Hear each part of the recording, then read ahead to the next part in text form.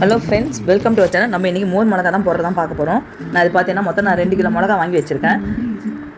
அதுக்கு ஓட்டை போடுறதுக்கு அந்த டூத் பிக் இருக்கும் இல்லையா, இந்த பல்லு குத்துற குச்சி, இதை பார்த்தீங்கன்னா ஷார்ப்பாகவும் இருக்கும்.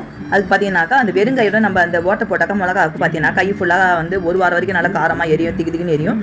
அதுக்காக நான் என்ன பண்ணேன், கையில் க்ளவுஸ் போட்டு நான் மிளகா என்ன பண்ணேன், வாங்கினோடனே நல்லா கழுவி நல்லா ஒன்றரை வச்சுட்டு இப்போ நான் என்ன போகிறேன், இதை நான் ஓட்டை போட போகிறேன். இதை நான் வந்து ஓட்டை போட்டு இது பண்ணுறதை நான் காமிக்கிறேன். வெயிட் பண்ணேன். இதை பாருங்க, நான் அந்த மிளகாவை எடுத்து இந்த இப்படி இருக்கு இல்லையா, நிறைய பேர் கீழ்ச்சி விடுவாங்க அடிப்பக்கமாக. கீழ்ச்சி விட்டா பார்த்தீங்கன்னா அது விதெல்லாம் வந்துடும். 1 2 இப்படி 2ங்க குத்தினாலும் இதே நம்மளுக்கு போதுமான அளவுங்க. இதிலே பார்த்தீங்கன்னா நம்மளுக்கு எல்லாம் காரம் எல்லாமே உப்பு எல்லாமே ஏறுங்க. 1 2 இந்த பக்கம் 2ங்க. நிறைய பேர் என்ன பண்ணுவோம், இந்த பக்கம் வந்து கத்தியால் கிழிப்பாங்க நீட்டக்கா. நம்மளுக்கு அது மாதிரி நம்ம கீழ்ச்சாக்கா பார்த்தீங்கன்னா விரலாம் வந்துருங்க. இதை மாதிரி இந்த டூத் பேக்னாக்கா ஈஸியாக இருக்குங்க. நம்ம எதுவுமே கையில் அந்த க்ளவுஸ் தான் போடணும் அவசியம் இல்லை. கையில் க்ளவுஸ் இல்லைங்க, என்ன பண்ணுறதுன்னு கேட்டாக்கா, அந்த சாதா அந்த மளிகை வாங்குற பிளாஸ்டிக் கவருக்குள்ள அது கூட நம்ம கையில் கட்டினாக்கா கை கொஞ்சம் எரியாதுங்க. அதுக்காக தான் இது பாருங்க.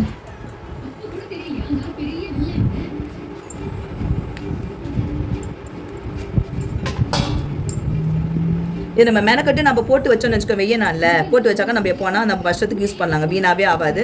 கடையில் வாங்கினா உப்பு நிறையா இருக்குது இல்லையா, உப்பு நிறையா இருக்குது. சில பேர் பிபி பேஷண்ட்லாம் பார்த்தீங்கன்னா வாயில் வைக்க முடியாதுங்க, அவ்வளோ உப்பு இருக்கும். ஒரு 3 மடங்கு 4 மடங்கு உப்பு அதிகமாக இருக்கும். அதனால் நம்ம போட்டு வச்சுனாக்கா நம்மளுக்கு எப்போ வேணுமோ நம்ம வந்து மோர் சாதம், தயிர் சாதம் எல்லாத்துக்கும் தொடுக்கலாங்க. இது பாருங்க, மிளகா எல்லாத்தையும் நான் 2 இடத்துல 3 இடத்துல நம்ம குத்திக்கிறேன். நான் இப்போ நான் கல்லுப்பு எடுத்து வச்சுருக்கேன். இதுக்கு வந்து தூள் உப்புலாம் போடக்கூடாது. ஒரு பக்கெட் எடுத்து வச்சுருக்கேன். பக்கெட்டில் நான் மிளகாவை போட்டு இதை பாருங்க, பக்கெட்டில் மிளகாலாம் கொட்டிட்டேன். அதுக்கு நான் பார்த்தீங்கன்னா அந்த சாதம் வடித்த தண்ணி எடுத்து வச்சுருக்கேன். சாதம் வடித்த தண்ணி அது கொஞ்சோண்டு ஊற்றிருக்கேன். கொஞ்சோண்டு ஊற்றினா போதும்.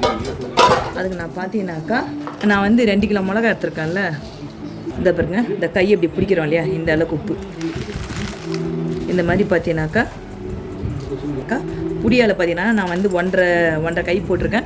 ஏன்னா அதே போதும். ஏன்னா அந்த கடையில் இருக்கிற மிளகாலாம் ஒவ்வொரு உப்பாக இருக்கு இல்லையா, அதாக வந்து நீங்கள் தூளுப்பு போட்டால் உப்பு திட்டமாக இருக்கும். ஆனால் கல்லுப்பு பார்த்தீங்கன்னாக்கா நல்லா உப்பு நல்லா அதிகமாக தெரியும். இது போட்டு நல்லா வந்து குளிக்கிடலாம். இது பாருங்க, இதில் நான் வந்து 1.5 கைப்பிடி இதாவது பார்த்தீங்கன்னாக்கா ஓவராக விரிக்காமல் பிடிச்சி 1.5 கைப்பிடி போட்டு அதே திட்டமாக தான் இருந்துச்சு. நான் வந்து சாதம் வடித்த தண்ணி ஊற்றிருக்கேன். சாதம் வடித்த தண்ணி போட்டு நல்லா புளிக்கு விட்டு மூடி விட்டு இப்போ நான் நைட்டு ஃபுல்லாக ஊறி நாளைக்கு காலைல காய வச்சு திருப்பி சாயங்காலம் நான் என்ன பண்ண போகிறேன், அந்த காஞ்ச மிளகாலாம் திருப்பி எடுத்து இதே தண்ணியில் போட்டு மூடி வச்சு அது மாதிரி வந்து மூடி வச்சு அது மாதிரி 2 நாள் காய வச்சு கொஞ்சம் பழுப்பான பிறகு தான் நான் என்ன பண்ண போகிறேன், இது கூட மோர் ஊற்றி கலக்கி காயப்பேன் நான். இருங்க, நம்ம மூடி போட்டு நைட்டு ஃபுல்லாக அப்படியே இருக்கட்டும். இதெல்லாம் பாருங்கள், இது அந்த தட்டில் போட்டு காய வச்சுருக்கேன்.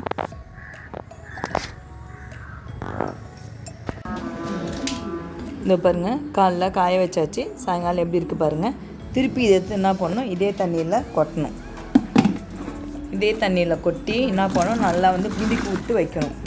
அப்போ தான் நல்லா வந்து தண்ணியோட தண்ணியாக நல்லா மிக்ஸ் ஆகுங்க. அதாவது இது பார்த்தீங்கன்னாக்கா அந்த தண்ணி இழுக்கிற வரைக்கும் எடுத்து காய வச்சுட்டு அதுக்கு பிற்பாடு தான் நான் என்ன பண்ணுவேன்னா மோரை ஊற்றி நல்லா கலந்து வச்சு ஊற வச்சு காய வச்சு எடுத்து வைப்பேன். இருங்க, நாளைக்கு நான் எடுத்து காய வச்சு காமிக்கிறேன். கஞ்சி தண்ணியில் ஊறின மிளகா மறுநாள் காலையில் எடுத்து நான் தட்டில் வச்சு காய வச்சு நல்லா விரித்து விட்டு நல்லா காய வைக்கிறேன் நான். அதுமாரி வந்து அதுமாரி வந்து அன்றைக்கி சாயங்காலம் என்ன பண்ணோம், அந்த ஊற வச்ச மிளகாவை எடுத்து திருப்பி அந்த பக்கெட்டில் போட்டு நல்லா வந்து குளிக்கு விட்டு அதுமாதிரி இந்த மறுநாள் அதுமாரி வந்து 2 நாள் வச்சு காய வச்சு எடுக்கணும். காய வச்சு எடுத்துகிட்டு தான் என்ன பண்ணணுன்னாக்கா 3ஆவது நாள் தான் நான் என்ன பண்ணுவேன்னாக்கா தயிரில் போட்டு குலுக்கி வச்சு ஊற வச்சு காய வைப்பேன். அப்போ தான் கொஞ்சம் நல்லாயிருக்கும் அந்த ப்ராசஸ். மிளகா பாருங்கள், எப்படி பாருங்கள், எல்லாம் ஃபுல்லாக காஞ்சி பண்ணி ஒயிட்டாக இருக்குது பாருங்கள். இது பாருங்கள், மோர் மிளகா 2 நாள் காய வச்சு எப்படி இந்த மாதிரி ஒயிட் ஆகிடுச்சு பாருங்கள். இப்போ நம்ம 200 அளவு தயிர் எடுத்து அதை நல்லா அப்படி நல்லா கரைச்சி வச்சுருக்கேன். ஏன்னா வந்து எனக்கு இருக்க மிளகாக அது போதும் எனக்கு. இதை ஊற்றி இதில் மிக்ஸ் பண்ணி நைட் ஃபுல்லாக ஊற வச்சு காலையில் எழுந்துச்சு காய திட்டமாக அந்த மிளகாலாம் வந்து பிறல்ற அளவுக்கு இருந்தாலே போதும். இருந்தாலும் நல்லா குளிக்க விடலாம்.